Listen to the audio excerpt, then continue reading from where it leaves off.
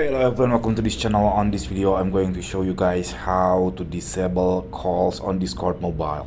So here I'm using Android and here my Discord mobile, and then what you have to do, you just go on your profile here on the right bottom, just click on that, and then you can click the settings on the gear icon, and then you should search a notification here under the web browser, and then you click on this get notification outside of Discord.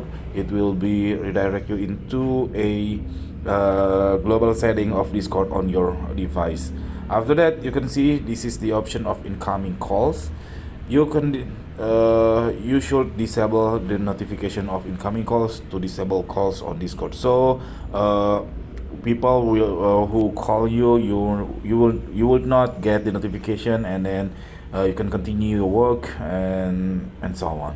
So that's it, very simple tutorial, but for me I do prefer turn off all the notification rather than only the calls. So I will choose which notification or which server is important for me, and that's it.